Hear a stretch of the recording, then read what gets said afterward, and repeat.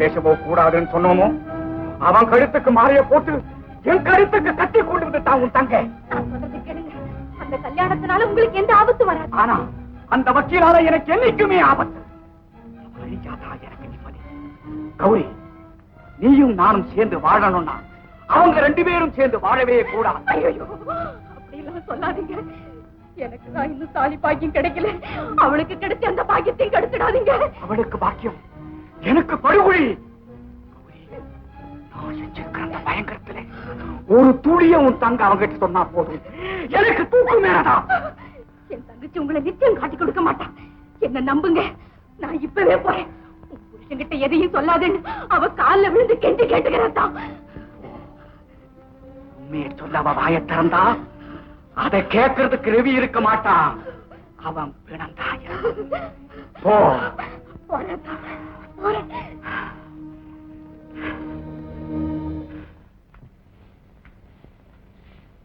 மல்லிகா அக்கா,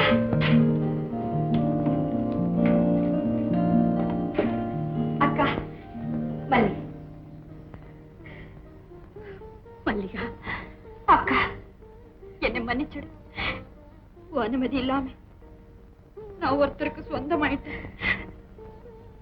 நீ பக்கத்துல இருந்து நடத்த வேண்டிய கல்யாணம் ஒரு அனாதைக்கு நடக்கிற மாதிரி நடந்துச்சு. அழாது, நீ விரும்பினவரையே கணவரை அடைஞ்சிட்ட, அது ஒண்ணே போதும். ஆனா என்னக்கா மல்லிகா, நீ ஊமையா இருக்கணுமா? நீ ஊமையா இருக்கணும். என்ன, நான் ஊமையா இருக்கணுமா? ஆமாம்மா, மகாபலிபுரத்துல நடந்த எதையுமே உன் கணவர்கிட்ட சொல்லிடாதம்மா. அக்கா, உன் புருஷனுக்கு துரோகம் செய்ய சொல்றதா நினைக்காதம்மா. அந்த உண்மைகள் வெளியே தெரிஞ்சா அதனால எனக்கு ஏதாவது ஆபத்து வந்தா கூட நான் பயப்பட மாட்டேன். ஆனா உன் தாலிக்கு ஆபத்துன்னு அத்தான் பயமுறுத்துறாரேம்மா. சொல்ல மாட்டேக்கா. எந்த உறுதியோடு நான் அந்த காரியத்தில் ஈடுபட்டிருக்கேனோ அதை நிச்சயமா மறக்க மாட்டேன். சந்தோஷம்.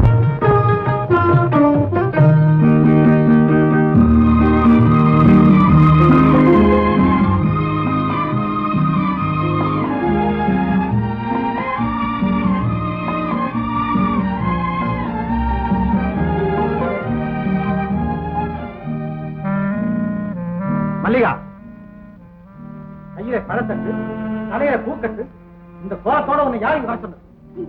இதெல்லாம் எனக்கு பிடிக்காது. கொண்டு போய் குப்பை தொட்டியில போடு.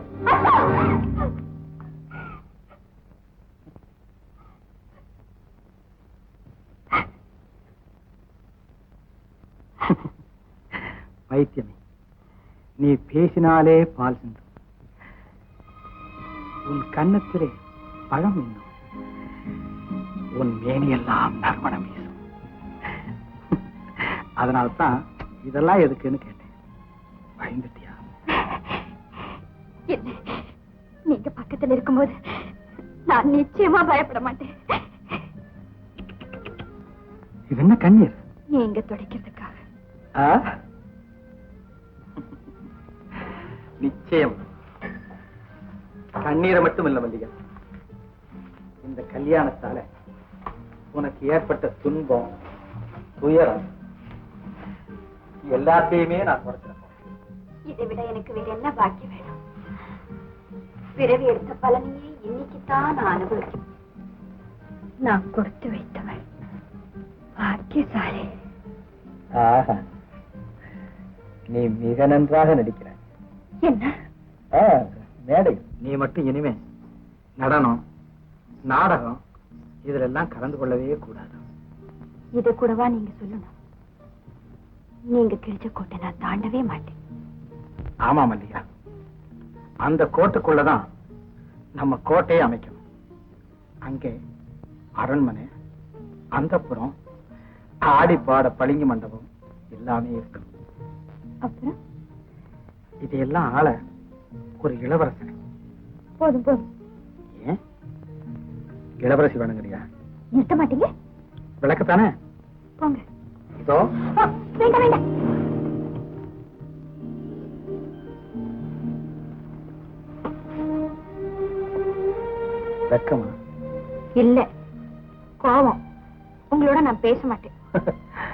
இன்னும் பேசிக்கிட்டே இருக்கணுமா? இல்லையா, பேச்சே இல்லாத உலகம், ஆணும் பெண்ணும் சேர்ந்து வடக்கி இன்ப உலகம். அங்க போகலாமா?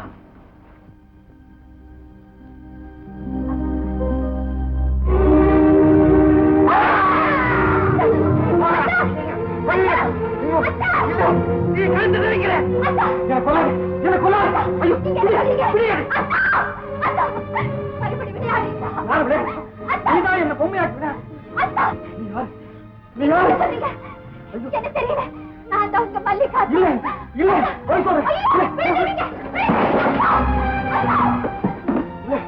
சிவகாமி, சிவகாமி, ஏமாத்த நான் நாட்டு மகன் இல்ல. எனக்கு அரண்மனை வேண்டாம், அந்த புறம் வேண்டாம், ஐயோ அந்த வேண்டாம். நிறுத்து, நிறுத்து. ஐயோ, நீ நாடக மேல ஆடு, என் இதயத்து மேல ஆடு. அது தொடுக்கு. ஐயோ, கண்டுபிடிச்சிட்டேன், கண்டுபிடிச்சிட்டேன். நீ என் நீலாவனுடைய ஆவிதான்.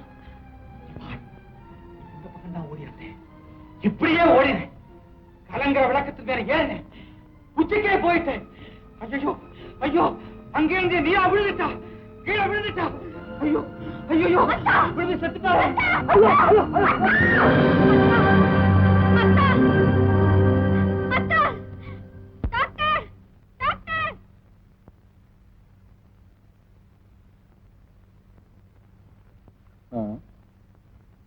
இப்படிப்பட்ட ஒரு பயங்கர நிலைமை ஏற்படுத்தியும் இவன் நடக்கல இருந்து ஒண்ணுமே கண்டுபிடிக்க முடியல.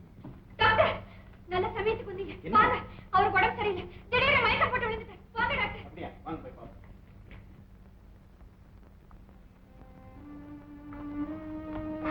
டாக்டர்,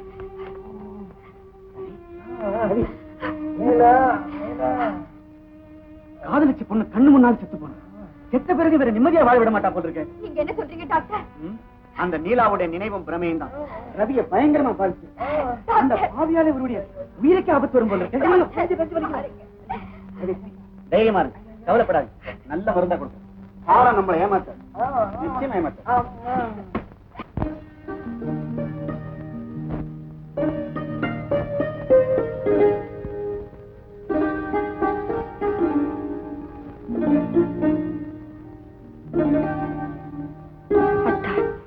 சாப்பிடுங்க.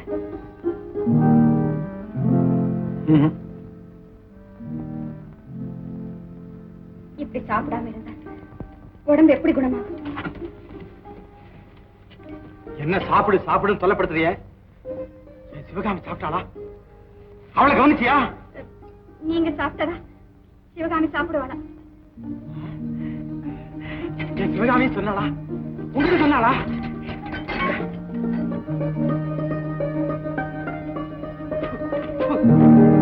சாப்பாடு இல்ல, விஷம், விஷம். புரியுது, நல்லா புரியுது. நீ என்ன கொல்ல பாக்குற. என் நீரா போன இடத்துக்கு என்ன அனுப்ப பாக்குறேன்.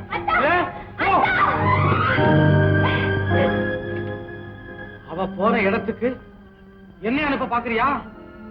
அதுதான் நடக்காது. அவன் நரகத்துல இருக்காளோ சொர்க்கத்துல இருக்காளோ நீ எப்படி கண்டுபிடிப்ப? ஏன்னா நரகமும் கிடையாது, சொர்க்கமும் கிடையாது, எல்லாம் பொய், எல்லாம் பித்தலாட்டம்.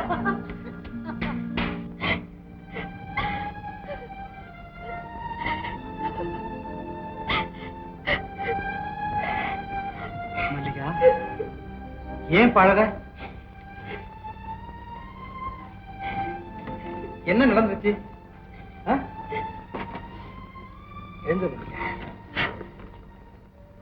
நீ பலகாரம் சாப்பிட்டியா? ஐயோ, உனக்கு பசிச்சிருக்குமே.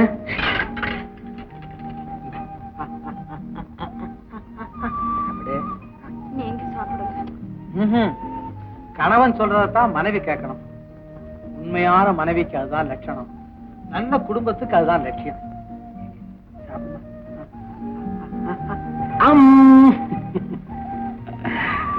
மல்லிகா, இப்படித்தான் நீலா உணவு ஊட்டி விடுவா. எனக்கு அது அமுதமா இருக்கும். ஏன் மல்லிகா, நீ என் நீலா பாடி கேட்டது இல்லையே? எத்தனையோ நாள் நான் சாப்பிடாம அவ பாட்டை கேட்டுக்கிட்டே அப்படியே தூங்கி போயிருக்கேன். நானும் பாடுறேன், தூங்குறீங்களா? வேண்டாம் வேண்டாம், நீ இங்க பாடக்கூடாது. வேற எங்க பாடணும்? என் நீலா மாமல்லபுரத்துல பாடுவா. அங்க கடலோரத்துல ஒரு கோயில் இருக்கு, நீ பாத்திருக்கியா? அந்த கோயில் மேல கடல் அலைகள் வந்து வந்து மோதிக்கிட்டே இருக்கும். எதுக்காக அப்படி மோது தெரியுமா? என் பாறையே, உன்னை கொஞ்சம் கொஞ்சமா கரைச்சவன் பாரு அப்படின்னு அந்த அலை கத்துது. ஆனா என்னை அழிக்கவே முடியாதுன்னு அந்த கோவில் நிமிர்ந்து நிக்குது. ஆமா, உலகத்துல வேற எங்கேயும் அந்த அதிசயத்தை பார்க்கவே முடியாது. மாமல்லபுரத்துல மட்டும்தான் பார்த்திருப்ப இல்ல? ஆமா. இல்ல இல்ல, நான் பார்த்ததில்ல, நான் பார்த்ததில்ல. நீ பார்த்ததா இப்பதானே சொன்ன? ஆமா, இல்ல, பார்த்தவங்க சொன்னது கேட்டதாக சொன்னேன். போய் நீ போய் சொல்ற, என்கிட்ட உண்மை மறைக்கிறேன். கட்டிய கணவனுக்கே நீ துரோகம் செய்யற. என்ன பேய் பேய் என் முன்னால் நிற்காதே. ஓ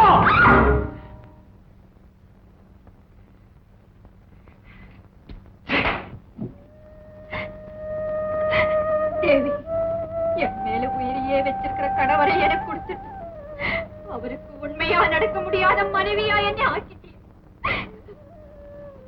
நானும் ஒரு பெண் தான், உனக்கு என் மீது இறக்கவே இல்லையா?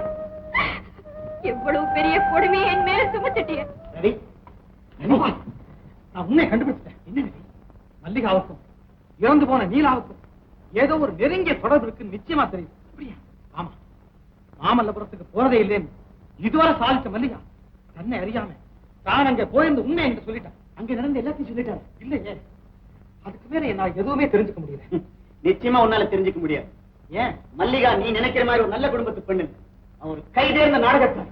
கோபால், நான் அவளை விரும்பினேன், காதலிச்சேன், கல்யாணம் செஞ்சேன். அவ என் மனைவிங்கிறது ஞாபகம் இருக்கட்டும்.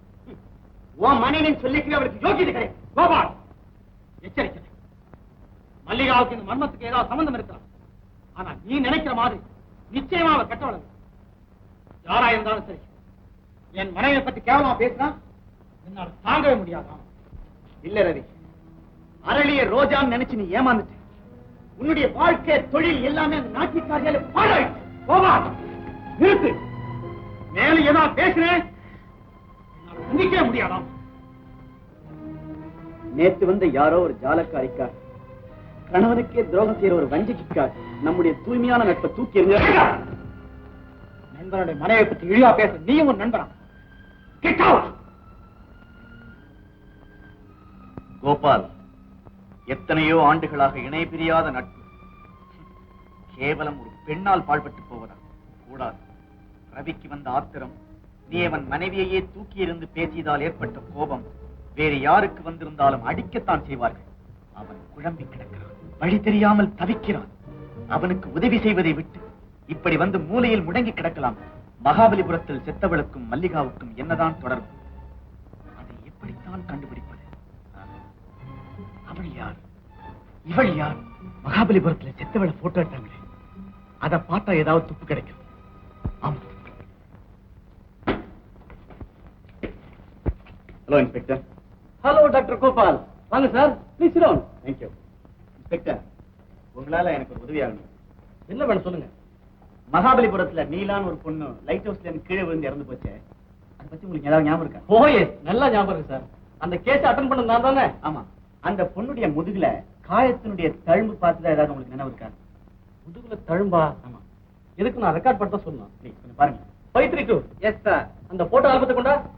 அந்த போட்டோ எனக்கு கொஞ்சம் ரெஃபரன்ஸ் கார்டு தேவைப்படுது. நான் வேணும், நான் திருப்பி கொண்டு கொடுத்துறேன். ஓயே, அதுக்கு என்ன டாக்டர்? பாருங்க.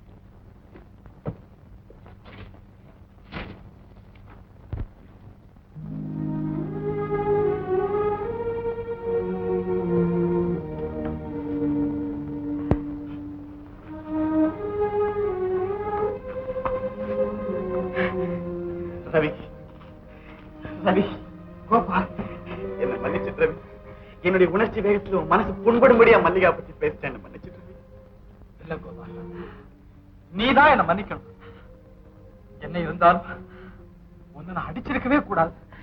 ரவி, உன் மனைவியை பத்தி நான் அவ்வளவு தப்பா பேசுறது பெரிய குத்தம். நீதான் என்ன மன்னிக்கணும் ரவி. நீ என்ன சமாதானம் சொன்னாலும் சரி, நான் செய்தது பெரிய முட்டாள்தனம் கோபால், பெரிய முட்டாள்தனம். ரவி, நமக்குள்ள come on, let's forget it. Come on, Ravi, please.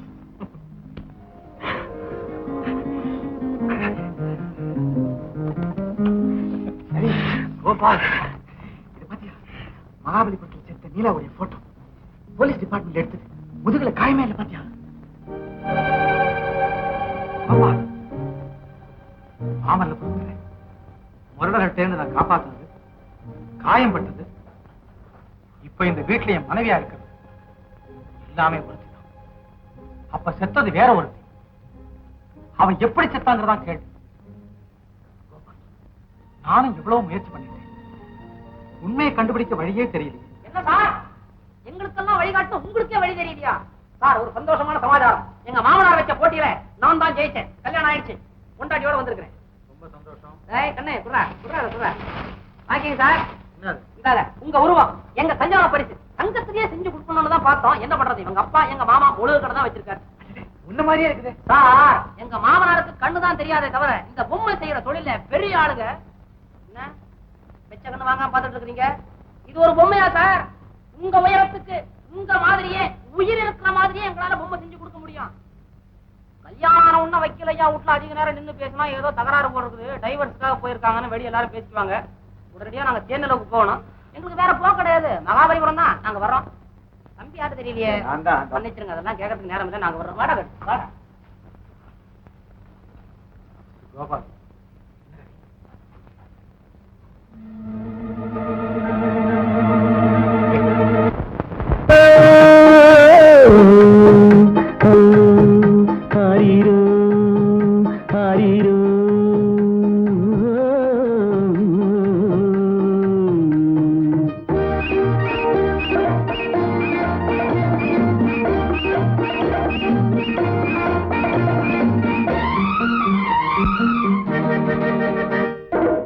Pallavan பல்லவி பாடட்டுமே, பார்த்திபன் காதலி ஆடட்டுமே. பல்லவன் பல்லவி பாடட்டுமே, பார்த்திபன் காதலி ஆடட்டுமே. பாடி களைத்ததும் ஆடி களைத்ததும் பூமகள் கண்மலர் மூடுமே. பல்லவன் பல்லவி பாடட்டுமே.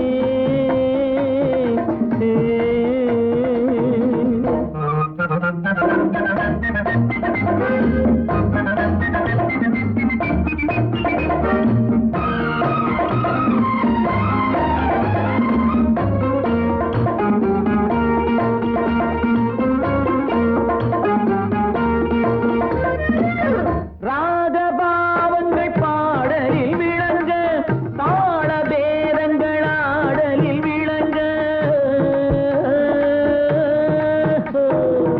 ராகபாவங்கள் பாடலில் விளங்க, தாள பேரங்கள் ஆடலில் விளங்க.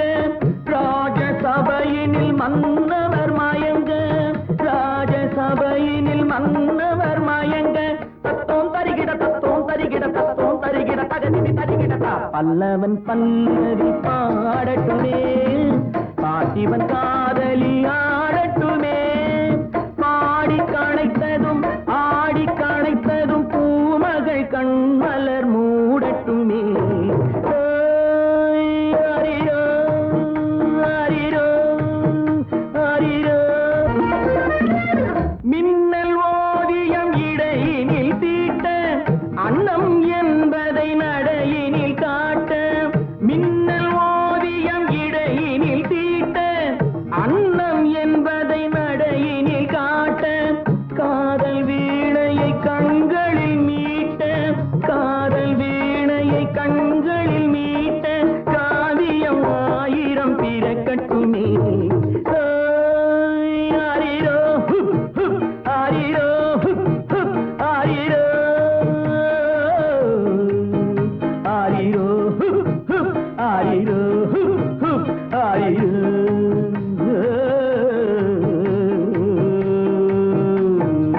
பல்லவன் பல்லவி பாடட்டுமே, பார்த்திபன் காதலி ஆடட்டுமே. பாடி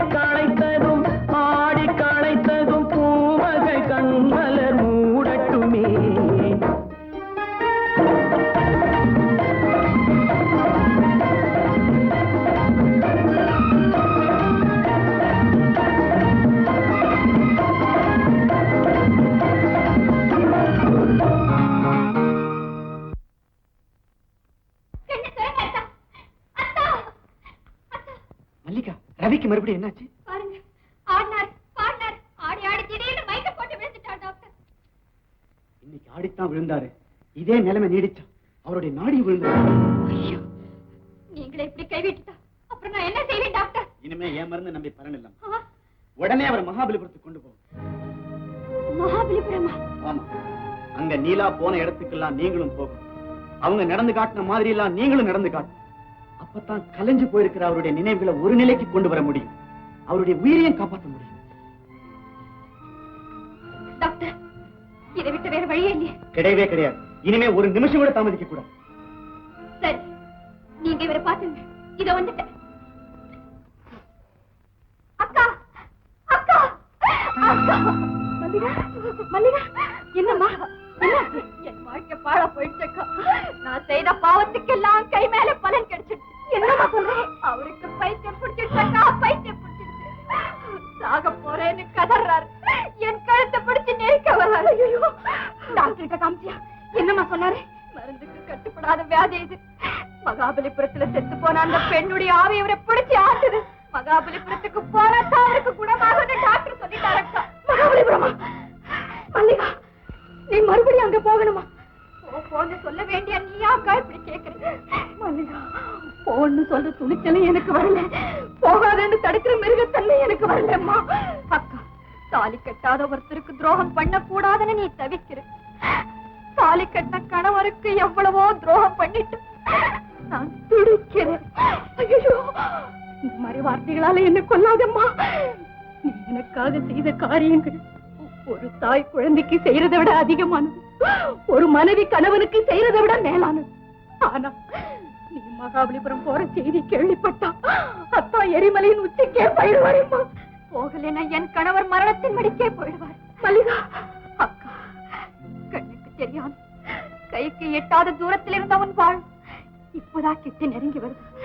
என்னால அதுக்கு எந்த ஆபத்து நிச்சயமா வராதக்கா. என்ன பத்தி கவலைப்படாதேம்மா. இப்ப நம்ம 2 பேரும் தாலியுமே ஊசலாடிக்கிட்டு இருக்கு.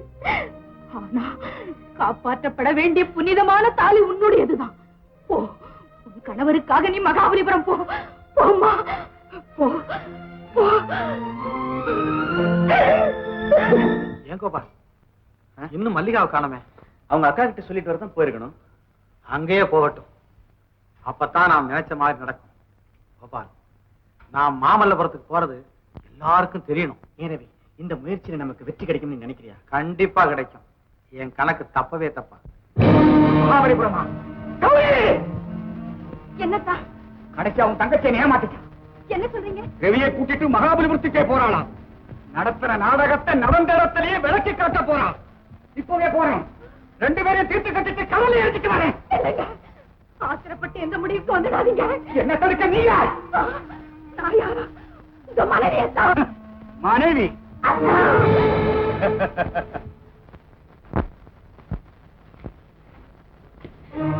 நீங்களா? என்ன முழிக்கிற? என் கண்ணை கட்டிட்டு மகாபலிபுரத்துக்கு ஓட பாத்தியா? எனக்கு தெரியாம காத்து கூட அசைய முடியாது. பயங்கூட என்ன தடுக்காதீங்க.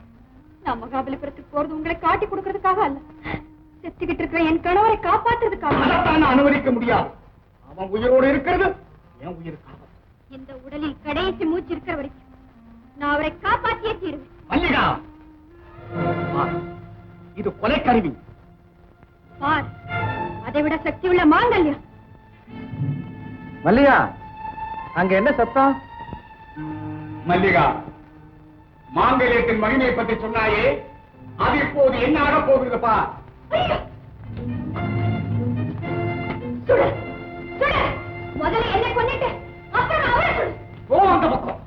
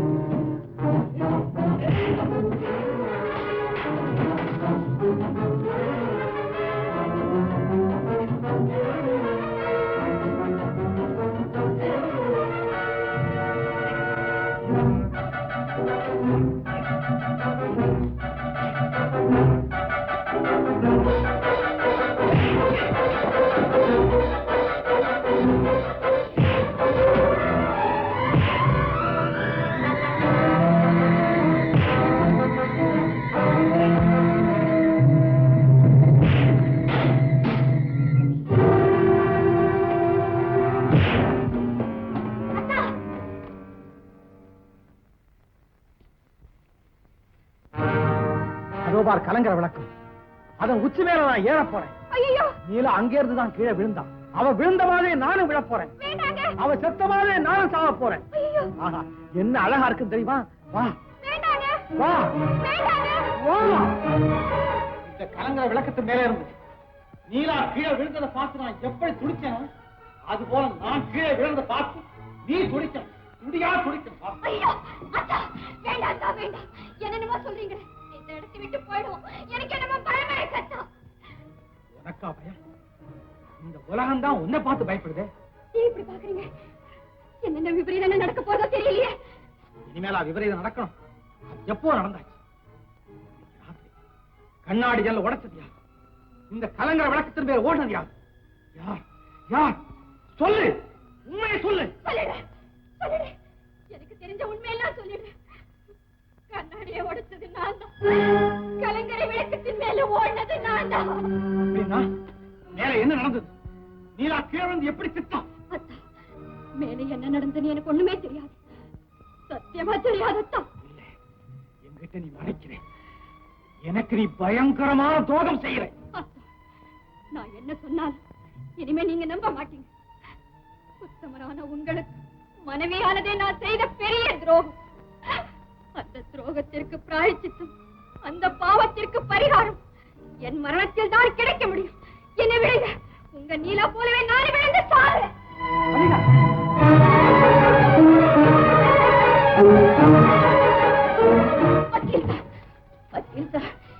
என் தங்கம் மல்லிகா உத்தமி. அவளுக்கு ஒண்ணுமே தெரியாது. நடந்ததெல்லாம் நான் சொல்றேன். நீலாவை நாகராஜன் கொலை செஞ்சுட்டான் சார், கொலை செஞ்சுட்டான். நீலாவை நாகராஜன் கொலை செய்தான்? ஆமா, என் தங்கம் மல்லிகா நீலா மாதிரியே இருந்ததுனால நாகராஜன் செய்த சூழ்ச்சி. நீலா எங்கேயோ ஓடி போயிட்டா, அதனால எங்க அண்ணன் உயிருக்கே ஆபத்து வந்துடும். நீ நீலா மாதிரி நடிக்கணும்னு கெஞ்சனா. இந்த அப்பாவி பொண்ணு எனக்காக சம்மதிச்சா. ஒரு நாள் மல்லிகாவை இந்த கலங்கரை விளக்கத்தின் மேல பைத்தியக்காரி மாதிரி ஓட சொன்னான். அவளும் ஓடினா. இந்த வழியா தான் ஓடினா. அங்க நடக்கிறது என்னன்னு தெரியக்கூடாதுங்கிறதுக்காக மல்லிகாவுக்கு மயக்க மருந்து கொடுத்துட்டு மேல இருக்கிற நீலாவை கீழே தள்ளிட்டான். ஒரு பயங்கர கொலையை செய்துட்டு தற்கொலைன்னு சொல்லி எல்லாரையும் ஏமாத்திட்டான்.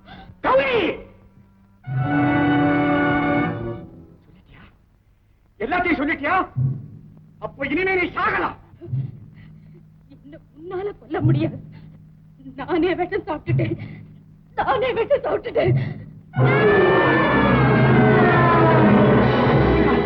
மல்லிகா, மல்லிகா, என்னை விட்டுட்டு போயிட்டே மல்லிகா. அதுக்குள்ள அவசரப்பட்டுட்டியே.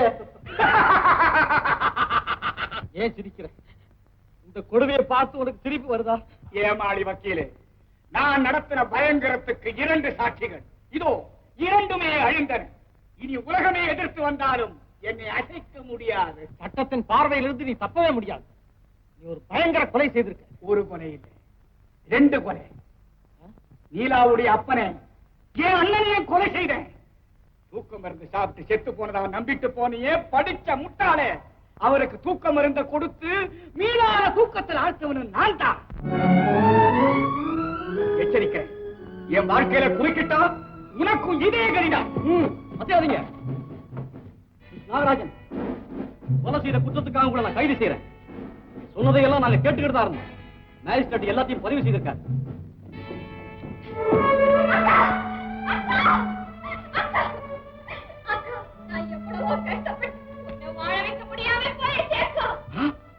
மல்லிகாவா? ஏன் ஆச்சரியமா இருக்கா? அதுதான் மல்லிகா பொம்மை.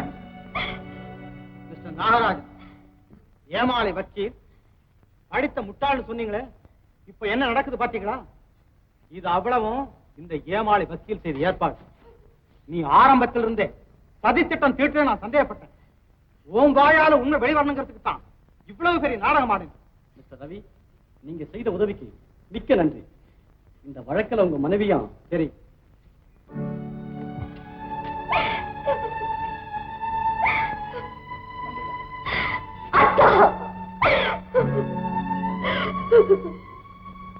இயற்கையின் முடிவை நம்மால மாற்றவே முடியாது.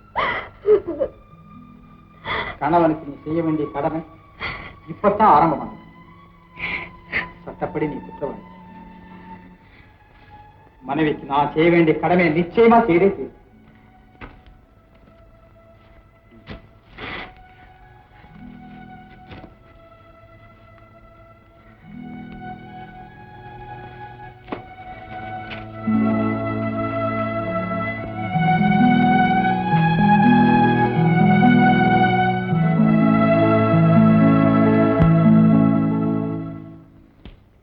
வழக்கின் இருதரப்பு வாதங்களையும் கேட்டு அறிந்ததில் 2 கொலைகளை திட்டமிட்டு நடத்திய நாகராஜனுக்கு தூக்கு தண்டனை விதிக்கிறேன். தான் செய்வது என்னவென்றே தெரியாமல் தவறு செய்துவிட்ட மல்லிகா மன்னிப்புக்குரியவள். ஆனால் உண்மை தெரிந்த பிறகும் அதை மறைத்த குற்றத்துக்காக 3 மாத வெறுங்காவல் தண்டனை விதிக்கிறேன். தன் மனைவி என்றும் பாராமல், சுயநலத்துக்கு அடிமையாகாமல், நீதியை நேர்மையை நிலைநாட்ட பெரிதும் பாடுபட்ட வழக்கறிஞர் ரவி பாராட்டுக்குரியவர். அவர் நீதிக்கே ஒரு கலங்கரை விளக்கம். கட்டிய கணவனுக்கு உண்மையா நடக்க வேண்டியது மனைவியோட கடமை. நான் உங்ககிட்ட நீ குற்றமற்றவன்.